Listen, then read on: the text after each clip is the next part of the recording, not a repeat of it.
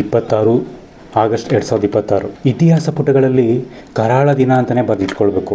ನಮ್ಮ ನೆರೆಯ ರಾಷ್ಟ್ರವಾದ ನೇಪಾಳ ಮತ್ತು ಟಿಬೆಟ್ ಗಡಿ ಭಾಗದಲ್ಲಿ ನದಿ ತೀರದ ಪ್ರಶಸ್ತವಾದ ಪ್ರದೇಶ ಬೆಳಗಿನ ಜಾವ 8:40ಕ್ಕೆ ಒಂದು ಭೀಕರ ಪ್ರವಾಹ ಬರುತ್ತೆ. ಅದಕ್ಕೆ ಕಾರಣ ಹಿಮಾಲಯ ಪರ್ವತದಲ್ಲಿ ಅತಿ ದೊಡ್ಡ ಬಂಡೆ, ಅಂದರೆ ಬಂಡೆ ಮತ್ತು ಹಿಮಗಳಿಂದ ಕೂಡಿದ ಅತಿ ದೊಡ್ಡ ಹಿಮಗಡ್ಡೆ ಬಂಡೆ ಒಂದು ಪ್ರಪಾತಕ್ಕೆ ಬೀಳುತ್ತೆ.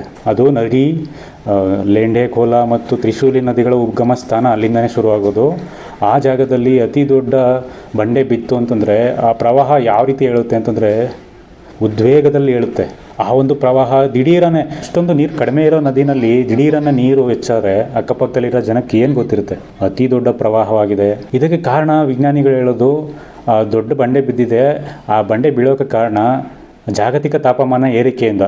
ತಾಪಮಾನ ಏರಿಕೆಯಾಗಿ ಮಂಜುಗಡ್ಡೆ ಕರಗಿ ಆ ಭೀಕರ ಬಂಡೆ ಏನಿದೆ ಕೆಳಗೆ ಬಂದು ಅಪ್ಪಳಿಸಿದೆ. ಆ ಕಾರಣದಿಂದ ಈ ಪ್ರವಾಹ ಉಂಟಾಗಿದೆ ಅಂತ ವಿಜ್ಞಾನಿಗಳು ಹೇಳ್ತಾ ಇದ್ದಾರೆ. ಸೊ ಅದೇನೇ ಆಗಿರ್ಬೋದು, ಆ ರೀತಿ ಒಂದು ಪ್ರವಾಹ ಬಂದರೆ ಆ ಒಂದು ಪರಿಸ್ಥಿತಿನಲ್ಲಿ ಆ ಕ್ಷಣಕ್ಕೆ ಜನ ಏನು ಮಾಡೋಕ್ಕಾಗುತ್ತೆ. ಎಷ್ಟೋ ಜನ, ಇಲ್ಲ ಅಂದರೂ 400 ಜನದ ಮೇಲೆ ಸಾವನ್ನಪ್ಪಿದ್ದಾರಂತೆ ಇಲ್ಲಿವರೆಗೆ, ಇನ್ನೂ ಹೆಚ್ಚಾಗ್ಬೋದು. 1300ಕ್ಕೂ ಹೆಚ್ಚು ಜನ ಕಾಣೆಯಾಗಿದ್ದಾರಂತೆ. ಕಾಣೆಯಾಗಿದ್ದಾರೆ ಅಂದರೆ ಅರ್ಥ ಸಿಗ್ತಾರ ಇಲ್ವೋ ಗೊತ್ತಿಲ್ಲ. ಅರ್ಧ ಜನ ಸಿಗ್ಬೋದು, ಅರ್ಧ ಜನ ಸಿಗದೇ ಇರ್ಬೋದು, ಇಲ್ಲ ಸತ್ತೋಗಿರ್ಬೋದು, ಅದು ಕೂಡ ಗೊತ್ತಿಲ್ಲ. ಇಲ್ಲ ಅಂದರೂ ಕೂಡ 5000 ಜನ ನೇಪಾಳಿ ಸೈನಿಕರು ಮತ್ತು ಪೊಲೀಸರು ಕಳೆದೋಗಿರೋ ಜನನ ಹುಡುಕ್ತಾ ಇದ್ದಾರಂತೆ. ಅಲ್ಲಿ ಬರೀ ನೀರಾಗಿದ್ದರೆ ಓಕೆ, ಏನೋ ಒಂದು ಬೋಟೋ ಏನೋ ವ್ಯವಸ್ಥೆ ಮಾಡ್ಕೊಳ್ಬೋದು. ಆದರೆ ಅತಿ ದೊಡ್ಡ ಪ್ರವಾಹ ಆಗಿರೋದ್ರಿಂದ ನೀರಿನ ಜೊತೆಗೆ ಕೆಸರು ಕೂಡ ಬಂದಿದೆ. ಅಲ್ಲಿ ಕಾಲು ಹಾಕಿದ್ರೆ ಕಾಲು ಹಿಡ್ಕೊಳ್ಳುತ್ತೆ, ಆ ರೀತಿ ಪರಿಸ್ಥಿತಿ. ಎಷ್ಟೋ ಜನ ಒದ್ದಾಡ್ತಾ ಇದ್ದಾರೆ. ಅಲ್ಲಿ 5000 ಸೈನಿಕರು ಜೊತೆಗೆ ಹೆಲಿಕಾಪ್ಟರು, ಡ್ರೋನ್ಗಳು ಯೂಸ್ ಮಾಡ್ತಾ ಇದ್ದಾರೆ, ಮತ್ತು ಡಾಗ್ ಸ್ಕ್ವಾಡ್ಗಳು ಯೂಸ್ ಮಾಡ್ತಿದ್ದಾರೆ. ಏನೇ ಮಾಡಿದ್ರು ಕೂಡ ಅಷ್ಟೊಂದು ದೊಡ್ಡ ಪ್ರವಾಹ ಬಂದರೆ ಏನು ಮಾಡೋಕ್ಕೆ ಸಾಧ್ಯ ಹೇಳಿ. ಆ ರೀತಿ ಪರಿಸ್ಥಿತಿ ಆಗಿದೆ ಅಲ್ಲಿ. ನೋಡಿ, ಎಷ್ಟೋ ಜನ ಸಾವು ಬದುಕಿನ ಮಧ್ಯೆ ಹೋರಾಡೋರಿದ್ದಾರೆ. 19 ಸೇತುವೆ, 40 ಕಿಲೋಮೀಟರ್ ದೂರದ ರಸ್ತೆ ಆ ಪ್ರವಾಹಕ್ಕೆ ಕೊಚ್ಚಿ ಹೋಗಿದೆ. ಅಂದರೆ ಅದರ ಪರಿಣಾಮ ಎಷ್ಟಿರ್ಬೋದು ಅಂತ ನೀವು ಮನಸ್ಸಿಗೆ ಹಾಕೊಳ್ಳಿ. ಅಂದರೆ ಸೇತುವೆಗಳೇ ಆ ಲೆಕ್ಕ ಅಂದರೆ ಜನಗಳು ಎಷ್ಟು ಲೆಕ್ಕ ಇರ್ಬೋದು. ಇವ್ರಿಗೆ ಗೊತ್ತಾಗಿರೋದು ಇಷ್ಟು, ಗೊತ್ತಿಲ್ಲದೇ ಇರೋದು ಎಷ್ಟಿರ್ಬೋದು, ಕಾಣೆಯಾಗಿರೋರು ಎಷ್ಟಿರ್ಬೋದು, ಸತ್ತೋಗಿರೋರು ಎಷ್ಟಿರ್ಬೋದು.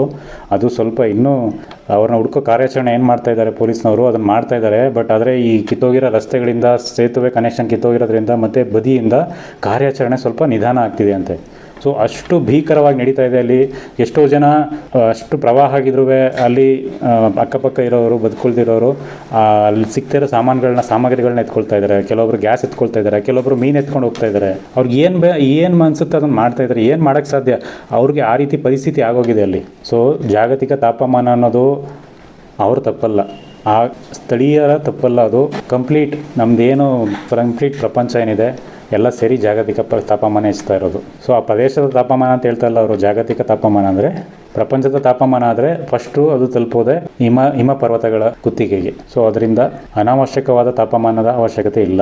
ಸೊ ಯಾಕೆ ಅಂತಂದರೆ ನಮ್ಮ ಏನು ಈ ನದಿ ಉಗಮ ಆಗುತ್ತೆ, ನಮಗೆ ಮಳೆಯಿಂದ ಪ್ರವಾಹ ಬರುತ್ತೆ. ಬಟ್ ಇದು ಪ್ರವಾಹ ಬಂದಿರೋದು ಮಂಜುಗಡ್ಡೆಯಿಂದ. ಕೋಟ್ಯಾಂತರ ವರ್ಷಗಳಿಂದ ಕೂಡಿಟ್ಟುಕೊಂಡಿದ್ದ ಮಂಜು ಕರಗಿ ಬಿದ್ದು ಈ ರೀತಿ ಪ್ರವಾಹ ಆಗಿದೆ ಅಂತಂದರೆ ಅದು ಮಾನವನಿಂದ ಆಗಿರಬಹುದು. ಬಟ್ ಆದರೆ ಪ್ರಾಕೃತಿಕ ವಿಕೋಪ ಅಂತಲೇ ಹೇಳ್ಬೋದು ಇದನ್ನ. ಸೊ ಪ್ರಕೃತಿ ಮುಂದೆ ನಾವೇನಿಲ್ಲ ಅಂತ ತೋರ್ಸೋಕ್ಕೆ ಇದು ಒಂದು ನಿದರ್ಶನ. ಆದ್ದರಿಂದ ಎಲ್ಲರಿಗಿಂತ ಮೇಲೆ ಪ್ರಕೃತಿ ಅಂತ ನಾವು ತಿಳ್ಕೊಳ್ಳೋಣ.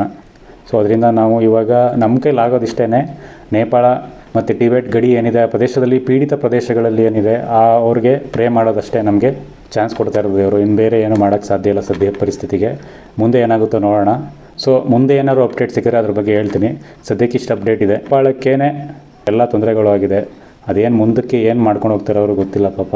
ದೇವರು ಆ ದೇಶಕ್ಕೆ ಒಳ್ಳೇದು ಮಾಡಲಿ, ಆ ಜನರಿಗೆ ಒಳ್ಳೇದು ಮಾಡಲಿ ಅಂತ ಪ್ರಾರ್ಥನೆ ಮಾಡ್ಕೊಳ್ತಾ ಇದ್ದೀನಿ. Okay, thank you for watching. ಮುಂದೆ ಏನಾದ್ರು ಅಪ್ಡೇಟ್ ಸಿಕ್ಕಿದ್ರೆ ಇದ್ರ ಬಗ್ಗೆ ಹೇಳ್ತೀನಿ. ಅಲ್ಲಿ ತನಕ ಬಾಯ್ ಬಾಯ್.